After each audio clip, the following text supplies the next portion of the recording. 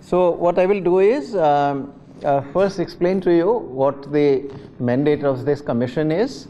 Then I'll tell you about our meeting with the government of Odisha this morning and some further details, and then we'll have some questions and answers. First of all, the commission's job is to, very broadly speaking, make recommendations on how to divide the union's tax revenues between the central government and the state governments. That is called the vertical devolution. And then whatever is the share of the states, how to divide that between among the 28 different states. That is called the horizontal devolution. Now, stepping back a little bit further, the way the full tax system works in India is that there are certain taxes that go directly to the state governments. So, for example, state GST, SGST, that goes directly to the state government. Then any taxes on liquor are levied and collected by the state. Similarly, any taxes on petrol, value-added tax on petrol, for example, is levied and collected by the state. So that some of these taxes go directly to the state. Similarly, there are few taxes that go directly to the central government. Anything that's related to any tax revenues that are related to the union territories, they go straight to the central government. Any cesses and surcharges that the central government levies, they also go directly, all of it, to the central government. The rest of the union taxes, union tax revenues, including income tax, corporation tax, custom duties, etc., states' share of the GST, the center's share of the GST called CGST, center share in IGST, they all go into a common pool. This pool is what is called the divisible pool, and this is the one that this commission recommends how it should be divided between the center and the states, and then how should the state share be divided among the states.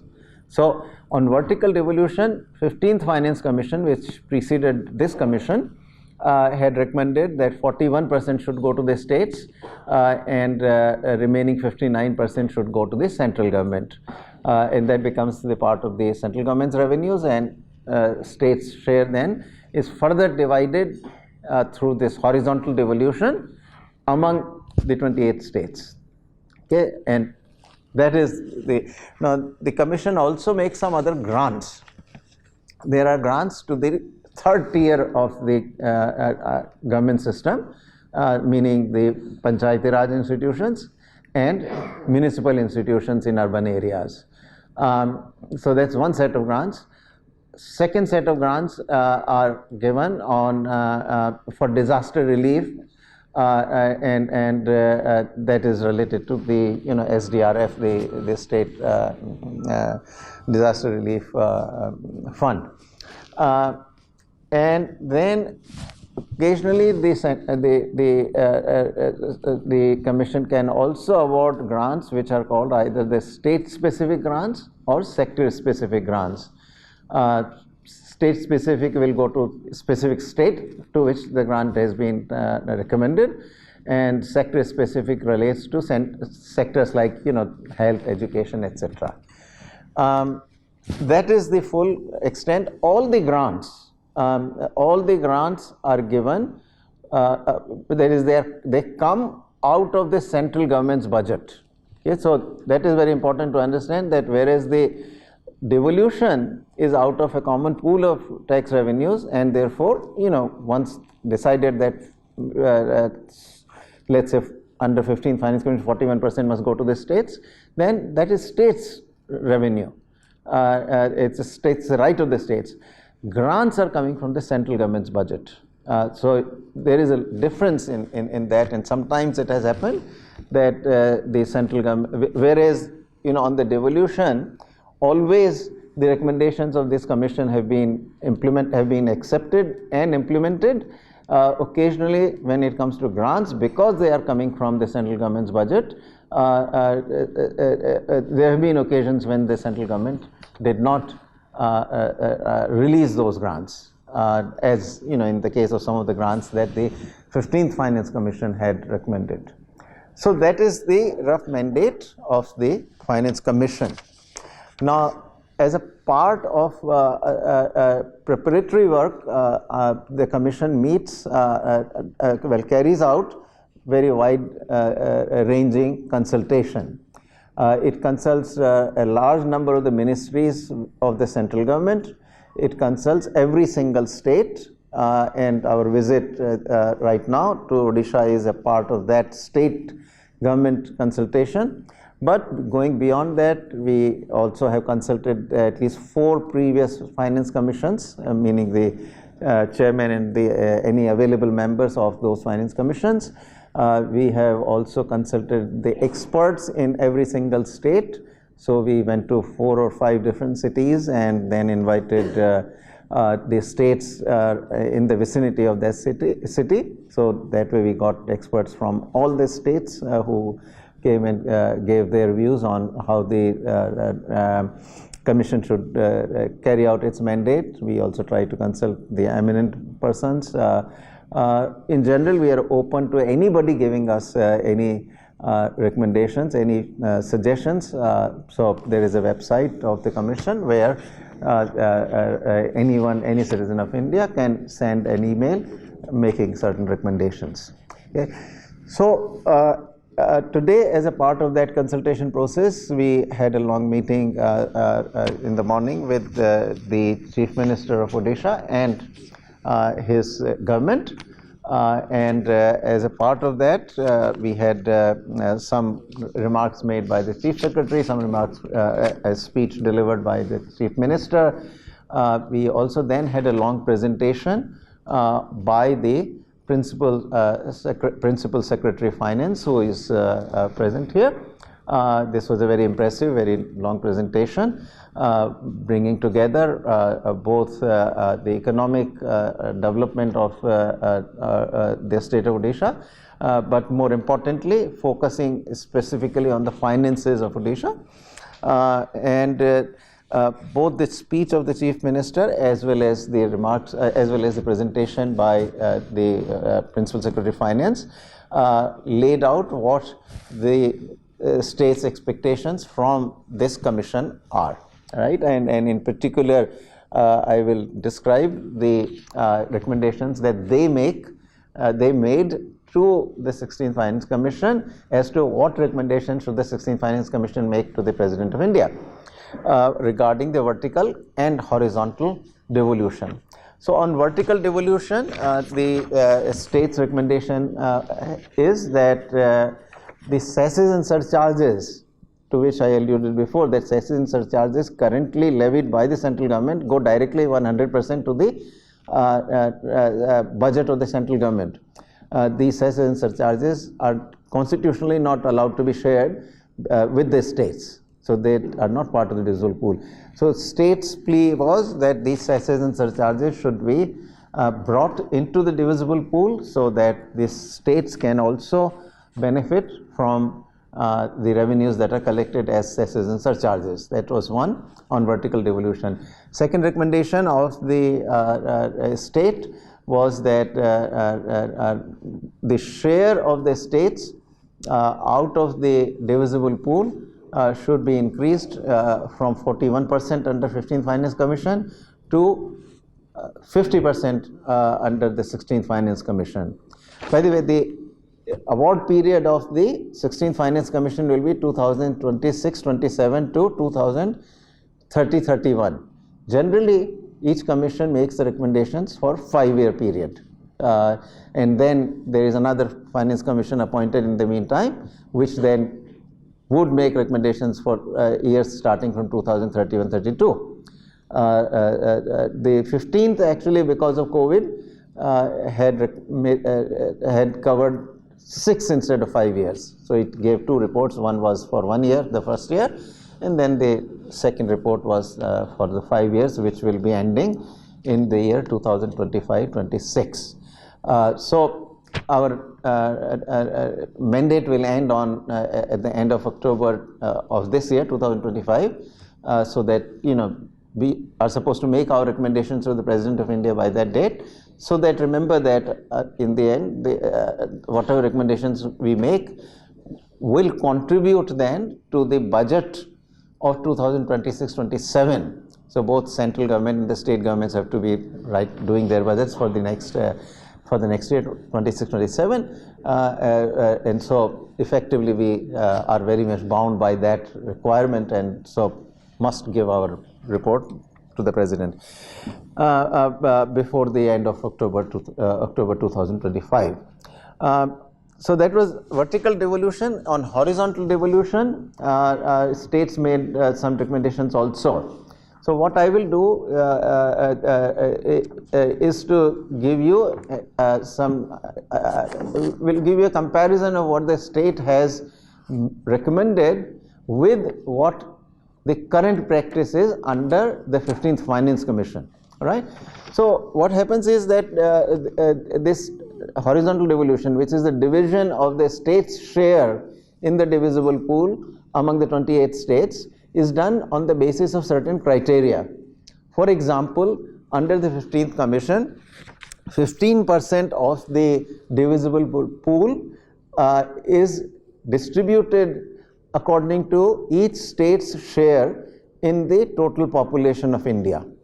So if a state has 5% share in the population of India, then 15% of the divisible pool is given to it on that basis, meaning 5% of the 15% of the divisible pool is then given to that state, and similarly for the other states. Similarly, area is another criterion that is commonly used. So once again, if a state has 3% share in the total share in the total area of India, then say under 15 that was 15%, 15% of, so 3% of the 15% goes to that state. Okay, so this is how it is done. So on population, 15th Finance Commission had said 15% weight should be given to population. The recommendation of Odisha on this is a slightly different one. What it said was that weight can be kept at 15%, but we should think of population a little differently. We should look at the share of vulnerable population, meaning SC, ST and old age. Old age defined as anybody who is 80 and older. That what is the share of, let's say, Odisha in India's total population of SC plus ST plus old age. So they are recommending, this is a very new thing that the state has recommended, that rather than use the entire population as the criterion, use the population of the vulnerable sections of the society. Okay. On area, again the weight was reduced by, or the recommendation of Odisha is that instead of 15, only 5% weight should be given to population, and only 5% weight should be given anything related to area, and actually they defined the replace really area by the density of population. That instead of area, use density of population as the criterion and reduce the weight to 5%. Then forest and ecology, that had a weight of 10% in the 15th Finance Commission. The recommendation of Odisha is to replace forest and ecology by only forest cover, and the weight be kept at 10%, which is the same as in the 15th Finance Commission. Now, one very important criterion that several of the recent finance commissions have used for devolution, horizontal devolution, is called the income distance criterion. The weight was 45% under 15th, and Odisha's recommendation is also to keep it at 45%. Now, income distance, effectively what it tries to do is the lower the per capita income of a state relative to the state with the highest per capita income, the more the share of that state in the divisible pool. So this particular criterion is used to do some sort of what is called the equalization. The philosophy being that every state should be able to provide at least a minimum level of public services to its citizens. And sometimes if a state is very poor, then its own revenue resources are very meager, and therefore it should be awarded a bit more to compensate for the gap that might exist, for the fact that using purely its own resources, it may not be able to provide that minimum level of the public services. So that weight is generally very high, and it's 45 both under the 15th Finance Commission and under the recommendations that Odisha government has made. Then a fifth criterion that the 15th Finance Commission had used was tax and fiscal effort by the state. This is a measure of how much revenue is the state raising on its own. So 15th had given 2.5% weight to that, but excuse me, the state of Odisha has said that instead of that, we should use a criterion called fiscal discipline. More disciplined is a state, more fiscally responsible is a state, higher the weight, the higher the devolution to it, and it recommends that as much as 15% of the divisible pool should be given on the basis of this fiscal discipline. And finally, last is a demographic performance variable, which is 15th Finance Commission used the total fertility rate, opposite, 1 divided by the total fertility rate as the criterion, and gave 12.5% weight to that criterion. And the Odisha government wants to keep that, but reduce the weight of that to 10%. So if you look at all the weights, 15% for modified population, 5% for population density, forest cover 10%, per capita income distance 45%, fiscal discipline 15%, demographic performance 10%. That will add up to 100. Then there was some discussion on issues of local body grants and disaster relief grants. That was more or less the broad discussion on the finances. We also in general discussed the very good performance that Odisha economy has exhibited over the last couple of decades, and the transformation that has gone through. We discussed a little bit about what more could Odisha do. Particularly one particular subject of discussion was urbanization, in which Odisha has been behind the rest of the country, and how Odisha could accelerate its rate of urbanization.